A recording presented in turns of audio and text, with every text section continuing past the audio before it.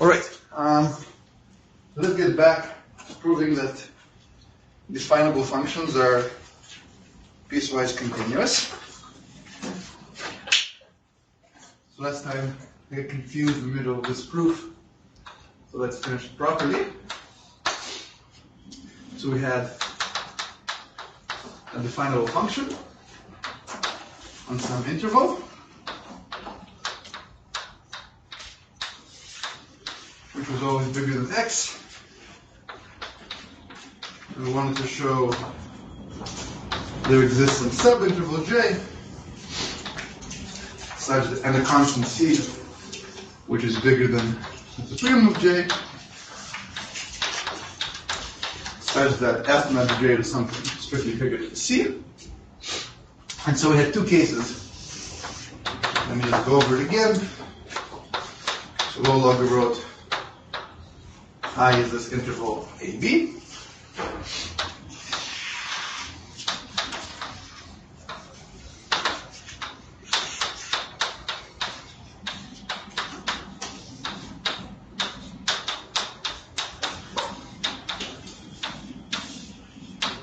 And B was a set of these, which are sort of a maximum up to that point.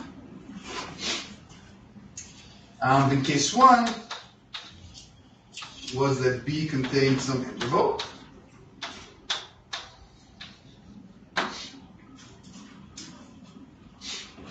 And then in case 1, what we could do is we could say that rho log f of A, since it's bigger than A, we can shrink epsilon further to make f of A bigger than epsilon. And so then f of A epsilon is bigger than epsilon, itself bigger than the open interval A epsilon. So that was case 1. Okay, so what happens in case 2? So in case 2, if B doesn't contain any such open interval, then because B is definable, and we're an O-minimal structure, B is itself a finite union of intervals and points, and so B complement has to contain an interval like this. And so what do we do now? So we write T naught equals epsilon, and by the definition of B, we can find T1 in A T naught, so A epsilon, with f of T1 at least as big as f of T0. And now we can iterate on the Ti's. And so we can define a sequence where each f of tk is between A and tk minus 1. And f of tk is at least f of tk minus 1. And so in particular, all of these guys are at least epsilon. Or at least, f of epsilon. By induction. And f of epsilon is at least epsilon by assumption. Right, so every point we can find a smaller point with a bigger f. And so what's the point of this infinite subsequence? It means that if we define C to be the set of x's inside A epsilon, such that f of x is at least epsilon, this is some definable set as well, then C is infinite. So tk is in C for all k. So C is infinite. So again, because C is definable in no structure, it means C contains an interval. So C contains some interval j.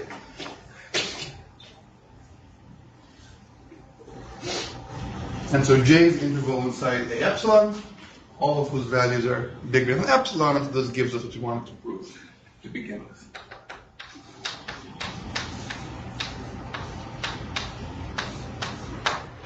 Okay. So that's case 2.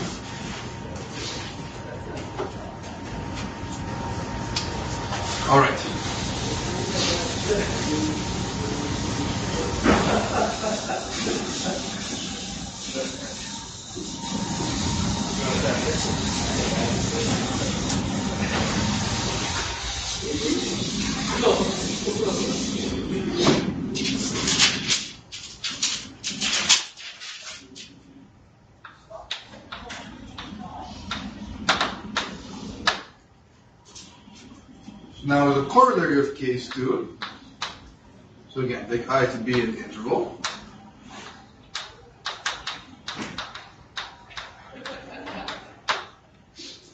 Now we're going to consider arbitrary definable subsets in 2 dimensions. So X is going to be some definable subset of I cross I.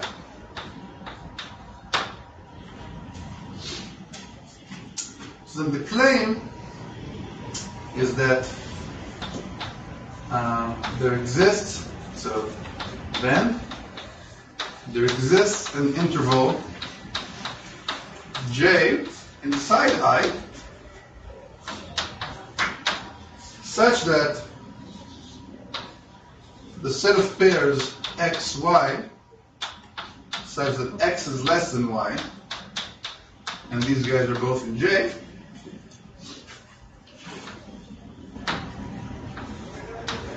is either in X or the same subset is inside X complement. Okay, so sort of pictorially, we have X as some subset here, and either X is to contain an entire, I guess it's like this. Either X contains this sort of triangle, or X misses the triangle like this. Okay.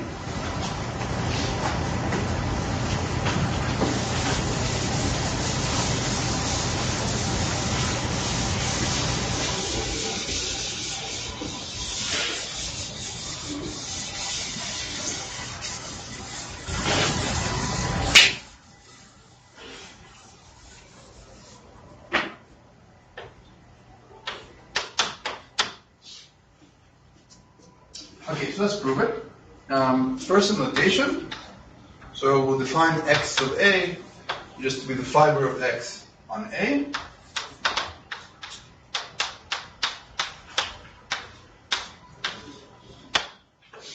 Okay. And so now define y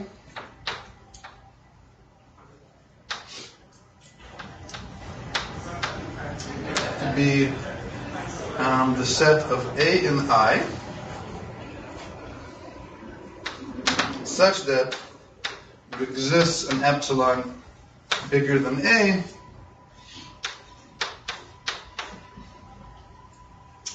with the interval A epsilon being inside XA. Okay, so we want the set of points A such that X contains some interval above that point.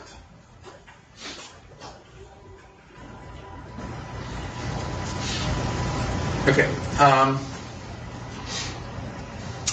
So now y is definable. So either y is infinite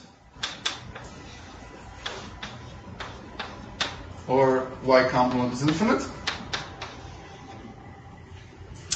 Then the y complement is the exact same thing, but with x complement over here. And so by interchanging x and x complement, we can assume that y is infinite. Okay? So by possibly interchanging x with x complement, which is also definable and preserves a conclusion, assume y is infinite, and so therefore y contains some interval I prime. So I prime inside I is subinterval.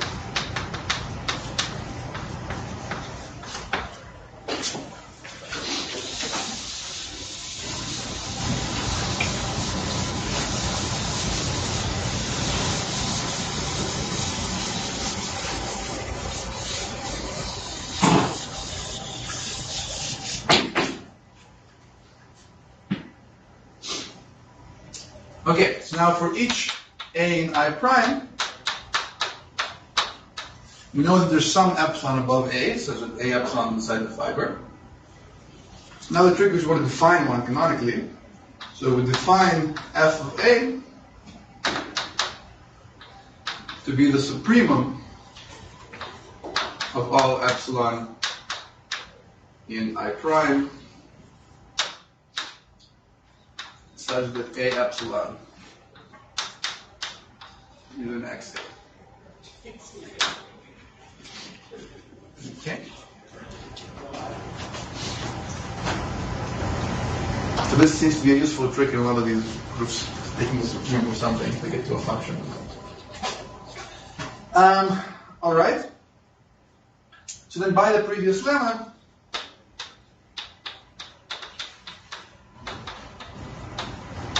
well, note first of all, so by assumption that f of x is always bigger than x, okay, because we assume this S epsilon exists. So then by the previous lemma, there exists an interval j in I prime such that f of j is bigger than j, and what that means is exactly what we wanted. The set of pairs A, B, such that A less than B and A, B are in J. This entire thing is inside X. I wanted to show.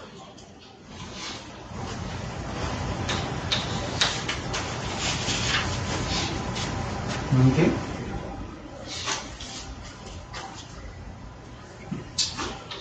All right, so this has a simple corollary which we're going to need. So now if we take I cross I and we subdivide it into finitely many definable sets, the xi are definable. Well, then each of them either contains this kind of triangle or misses it. So by sort of zooming in further, we can show that there exists some subinterval j in I such that this sort of triangle is in one of them.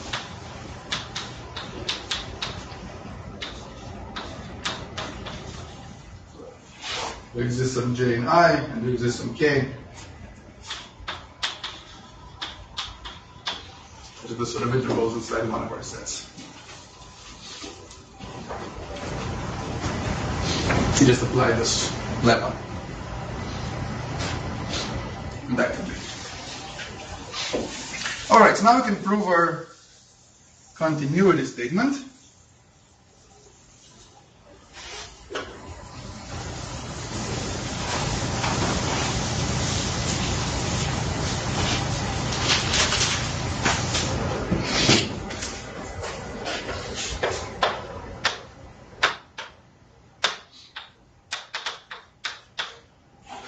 Suppose fi to r is a definable function. Then we can find, so let's write I as a comma b, where a is allowed to be minus infinity and b is allowed to be infinity. So then there exists finitely many subintervals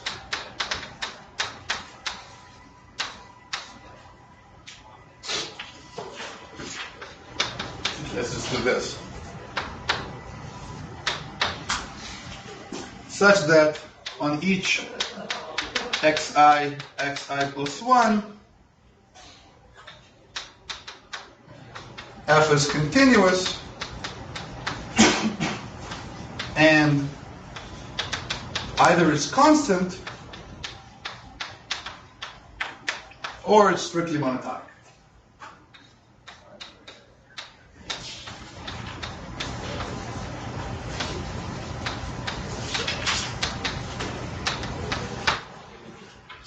Okay.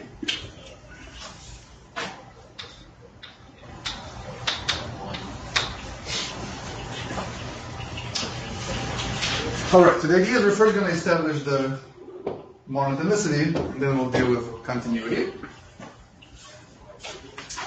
So what we do is the following. So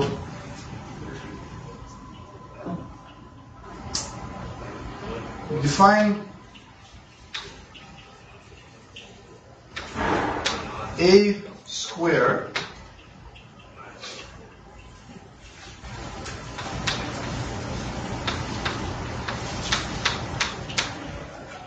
to be, well, let me write this. So A equals is a set of x and I such that f is locally constant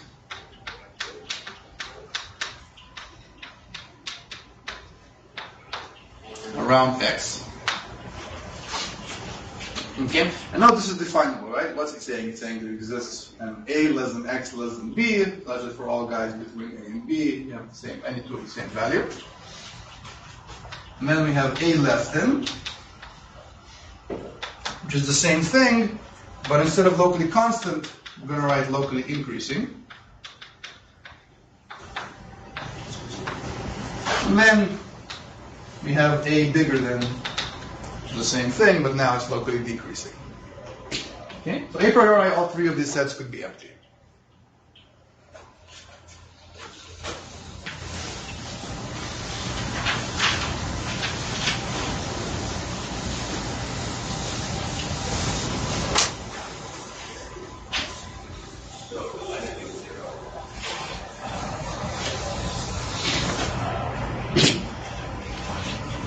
Okay. So now we have a claim that in fact that's not true. If you look at I, and you subtract the union of these sets,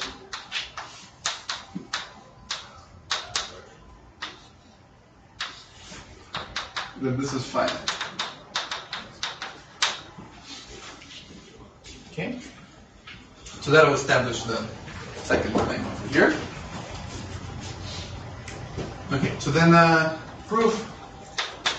So as always, if this is not finite, contains some interval.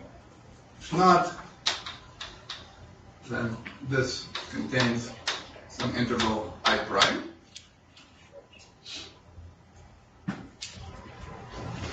And now consider, so for box being either equals, less than, or greater than, the set x sub box, which is a set of pairs x and y, such that x and y are in I prime, and x is either equal to y, less than y, or bigger than y, depending on the value of box. No, sorry, f of x and f of y. That's the one. Okay, so we're classifying, ordering sort of these values according to their f guy, putting it in the appropriate box. Okay, so then sort of, because f of x either equals, is less than or greater than f of y for every xy, I prime cross I prime is the union of these x boxes. In fact, the disjoint union. And so by the previous corollary, we can zoom into some subinterval, and one of these guys will contain the appropriate triangle. So therefore, there exists some j inside I prime, such as the set of xy with x, y, and j, and x is less than y, is entirely contained in x equals, less than, or greater than one of these three guys.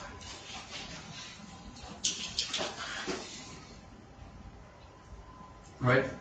Okay, so if it's equals, then we're sort of locally constant of the interval, so we're constant. If it's less than, we're locally increasing. If it's bigger, then we're locally decreasing. Okay, that's a contradiction.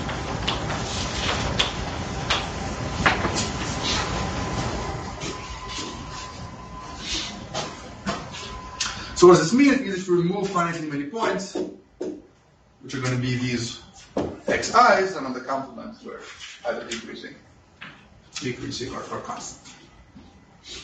Okay, so that's the monotonicity. Now let's take care of the continuity. Monotonic functions don't have to be continuous.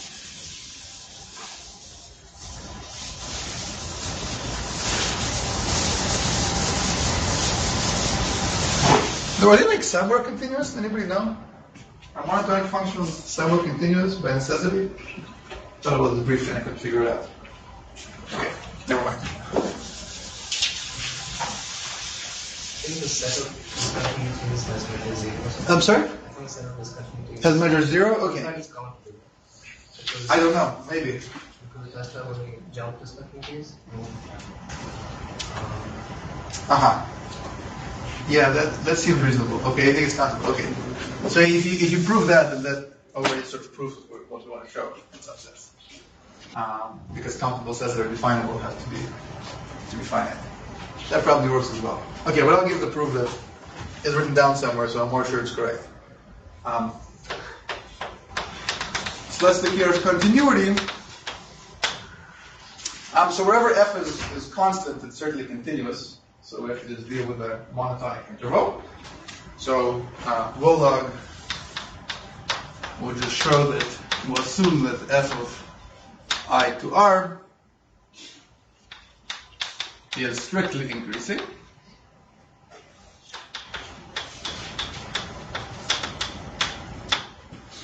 Okay, so now we're going to show that the set of discontinuity is finite.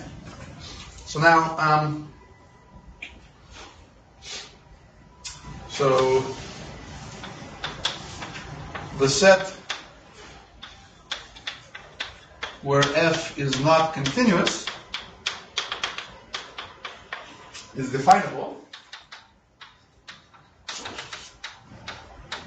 Nothing to do with increasing, actually. Set where function is continuous and definable period. You can write it down with the epsilon delta definition of that. A definition of it is definable. So if it's not finite,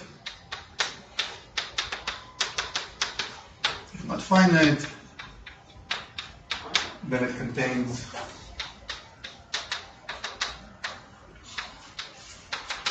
an interval J. So all we're going to do is avoid f not being continuous everywhere, which Abhishek's proof probably shows us. But okay, it contains J. Okay, but now if you look at f of J, then this is infinite because f is strictly increasing, and J is infinite. So f of J contains some interval. Contains some interval J prime.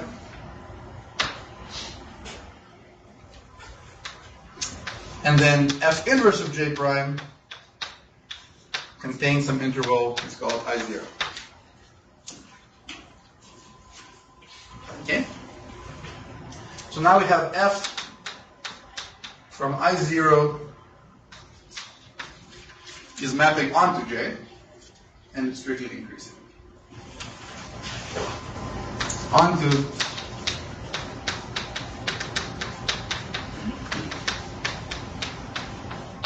and strictly increasing. Okay, then f is continuous. Right? Because for any interval, we can pull it back, get an interval, that's what continuity means. So you cannot contain some interval like that. Sorry, one more time? Because each time if you have jump, right? No. It's because it's definable. F of J is definable. I mean, if this one is increasing, Mm-hmm. and then definitely you cannot have the discontinuity at some interval on some interval. You're asking why is the first part true? Right. The first one should be true, right? No, so it's not true for arbitrary functions, but it's true for definable functions. Okay. So the point is that the set of discontinuities is definable in our structure. And because we're an omniable structure, any definable set is either finite or containing some But interval. for the increasing function, how can you have the discontinuity contain some interval? How can you? Oh, you can't, right? So we're getting a contradiction. Yes. True. So this is a contradiction. Well, I think probably there is an integral argument like this. For example, for each discontinuity, there is Right. And if you have more than countable many jump, and then you take the sum of these. Right. So I think that's what Abhishek was saying. You Yeah. can do it that way. There's actually so that's true. I think that works. So you can finish that way as well. There's a reason to do it this way, which we're not really going to go into. But the reason is we've been dealing with the real numbers, but you don't really have to. Everything we've done so far, you can do for an arbitrary, linearly ordered set. And there's sort of a reason to do that relating to uniformity somehow. If you do it for more general orders and the real numbers, then you get some sort of, you have like compactness theorems of logic where you can give yourself for free. But anyways, we haven't, but yeah, so in this case, I think that proof works as well. If you can finish that way also. Can you just explain again why the not continuous is definable? Yes, so, okay, so this is a condition. The proof here is over. But, yeah, sure. So,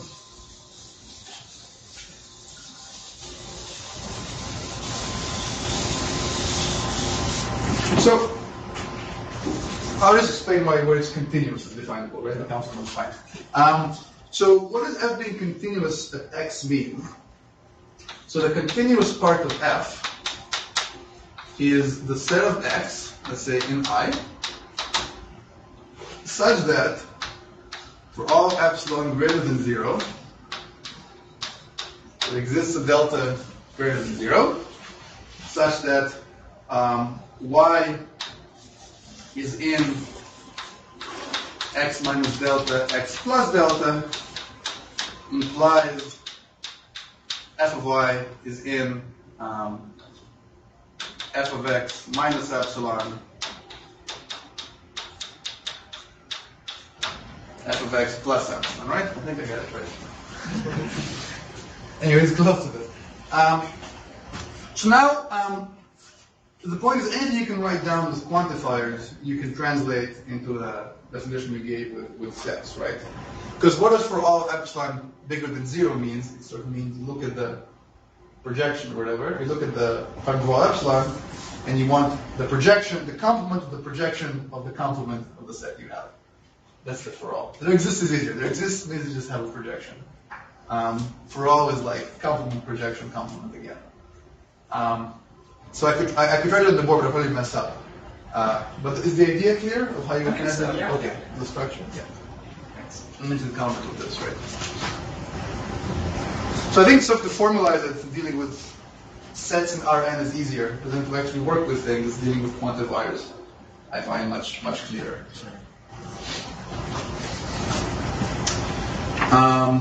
Okay.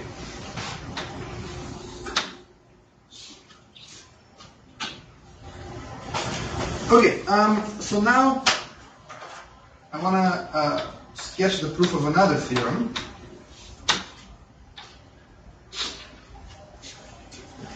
And it's a uniformity theorem. So suppose you have some set X. Let's just make it an R cross R.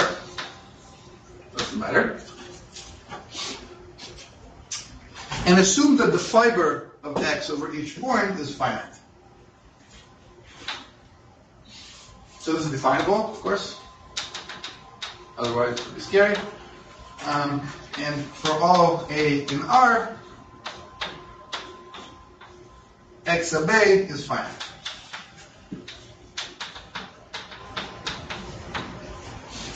Okay. So we don't use it, by the way, but fun fact, like saying X sub A is finite is actually a definable condition, which is not immediately clear, because you can't write X sub A as an integer. The size of X sub A is an integer, because you can't quantify over integers. That's illegal. But you can write X sub A doesn't contain any open interval. Okay? That's definable. So, it actually anyways, yeah. This set's either finite or contains, or the set that is finite is either everything or its complement contains finitely many points or an interval. Anyways, but suppose it's finite for all A. Then there exists a K in the natural numbers such that for all A, the size of XA is at most. Okay. So this is actually like it's useful specifically for the proof of the Pilavuki theorem, because we're going to need sort of finite parameterizations and stuff like that. But this is extremely useful when working with omnimality in general. So when we get to the proofs of these transcendence theorems or some other stuff, using omnimality, very frequently you get some sort of definable family of finite things, and it's super useful that for free you have some uniform bound on them. So this is like a working man's theorem with omnimality.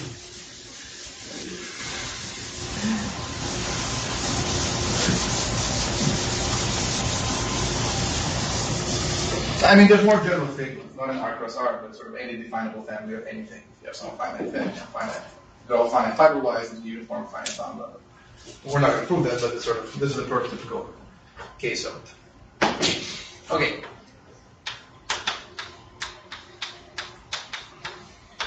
So, I don't want to give the full proof of this theorem, just because it's kind of long, but I want to indicate how it's proven.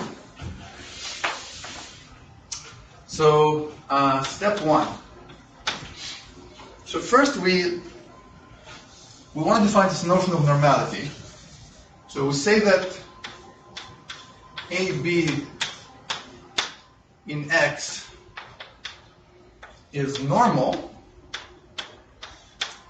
which we're going to say belongs to G of X.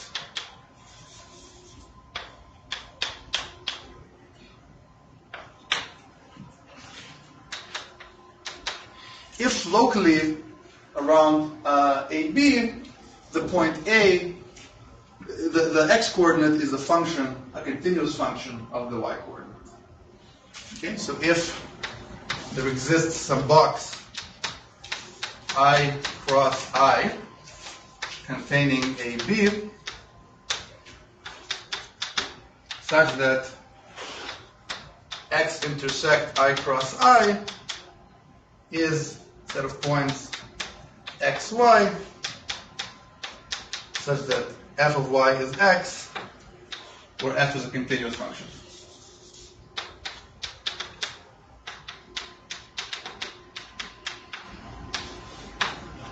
Okay, the way I've written it, it's not a definable definition, but this is in fact a definable set. I mean, you can't quantify over f as a continuous function, but what, sorry, did I make a mistake? Strictly I cross I prime, I guess.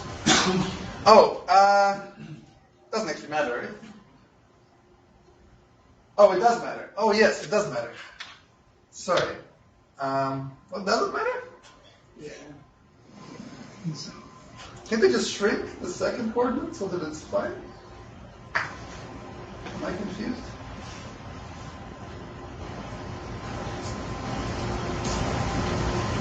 Right, if you have, am I being silly? If you have like a thing like this, and we're fine inside this kind of box. Oh, maybe not. Yeah, okay. No, you're right. You're right, it's I cross I prime. I'm being silly. Yeah. I don't mistake. Okay. I think it's fine now. But yeah, thanks. You're right. Obviously, I can't do this. Right. If f is linear with slope bigger than 1, it doesn't work. Okay, so yeah, so you can't quantify over functions, but what does this really mean? Well, it means that, first of all, f is 1 to 1, so every point y has a unique fiber above it. That's certainly quantifiable, and it means a similar epsilon delta thing for x inside here. So this definition is in fact a definable definition. Okay? So claim x minus g of x is finite.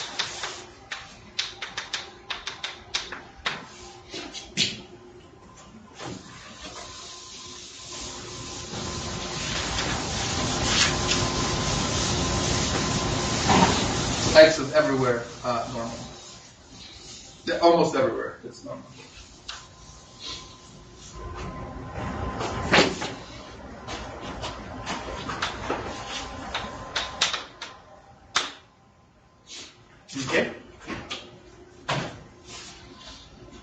So proof. So first of all, replacing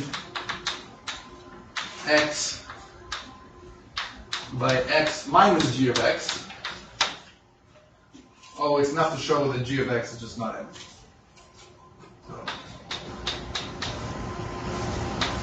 So x minus g of x is still definable. It certainly still has finite fibers because it's smaller than x. And g of this is empty. And so it's enough to show.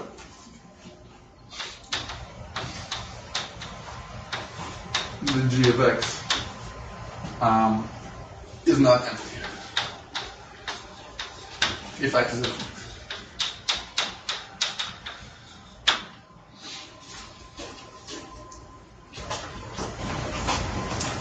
Okay. So what's the proof? Well, we want to get some sort of. The idea is if we get some sort of curve inside x, that will give us some normal points. And we use the standard trick of the complement of stuff has to be big, it's not finite. And so what we do is we define f just from R to X as f of A is equal to inf of X of A. So technically, sorry, f of R is going to R union minus infinity. Okay, which you can interpret as just, it's not defined everywhere or however you want. You can actually add minus infinity, it doesn't matter. But the point is for every f of A, X of A is finite, so it's either empty, in which case we define it to be minus infinity, or it's not empty, in which case we just take this model value inside X of A. Okay, so we have some definable function. If X is infinite, then fibers are not empty except for only finitely many points. So this function is actually less than R except for finitely many values. And by the previous theorem, we can find some interval in which f is continuous and strictly monotonic or constant. Okay?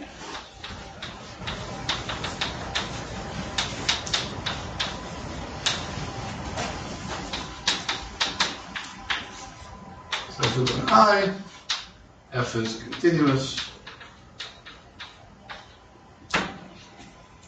and strictly monotonic or constant.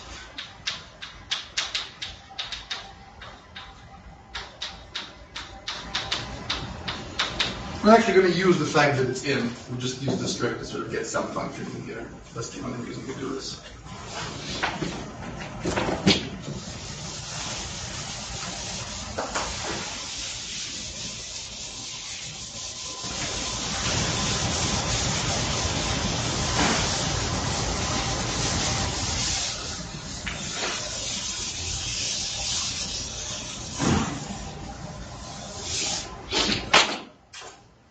Okay.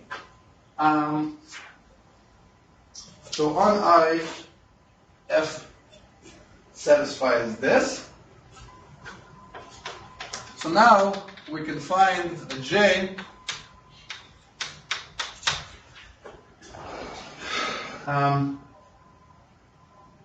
inside I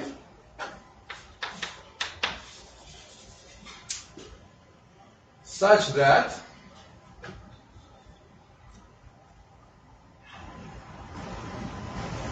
so 1 second. So we have this f, we have this graph, and we have some sort of x which is definable. And so, yeah, we can find the j such that the set of x, y, both in j, and x is less than f of y,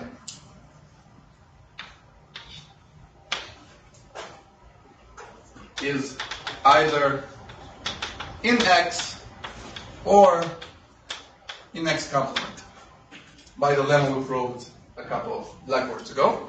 But x has finite fibers, so this sort of certainly has to be in x complement. Okay? It must be here. Likewise, for x bigger than f of y. We can zoom in further and make sure that's next complement. So what does that mean? It means we found some box, such that inside this box, the only values x, y that x contains are where little x equals f of y, which is an x. Okay?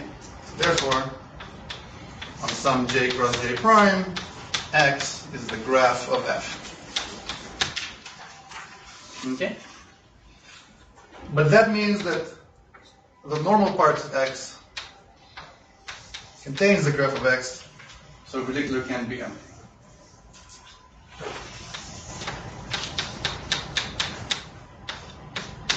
Okay. So that's right. Okay, so that proves that x is almost everywhere normal.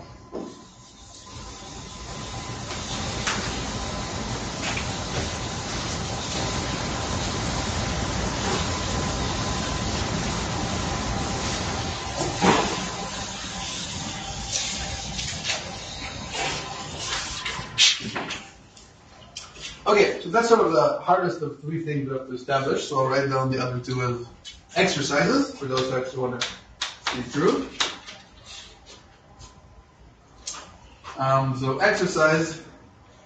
So first of all,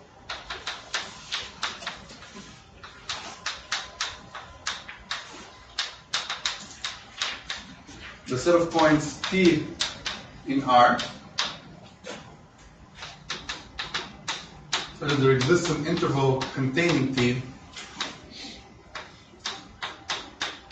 with the fiber over that interval being bounded,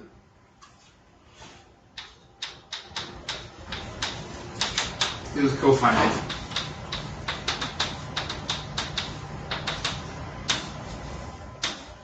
Okay, so obviously for any point x is bounded, it's finite, and the point is for almost every point x is locally bounded. So if you take some small interval, x will stay bounded. And again, the proof style is the same as the previous g of x thing. Almost the same. And the second thing we're going to need is that x is almost everywhere closed. So the closure of x minus x. Note that closure is also definable, right? It's also a less than epsilon kind of definition. So this is finite. Okay, so we need both of these things. And so once we have these two, and the g of x thing, we have a corollary that there exists sort of x naught less than x1 less than xm, this being minus infinity and this being infinity, such that on each xi plus 1, x is normal, so every point has a graph going through it, closed, and locally bounded.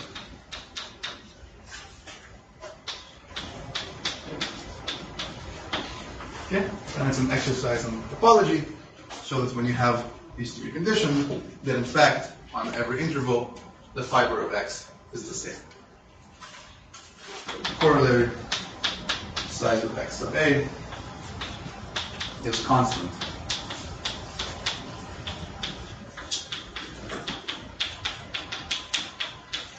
On xi plus 1. Okay?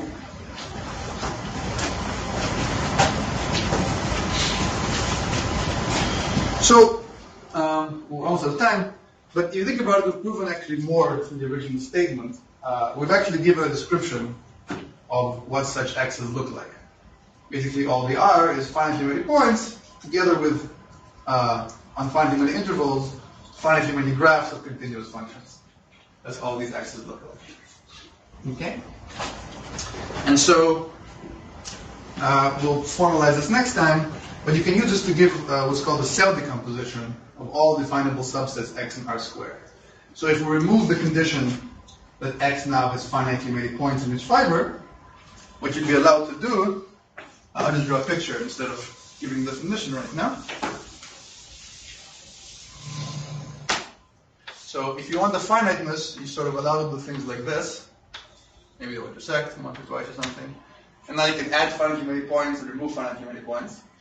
And if we remove the finiteness condition, we can also shade in certain regions. And that'll be the full description of all possible definable x in R squared.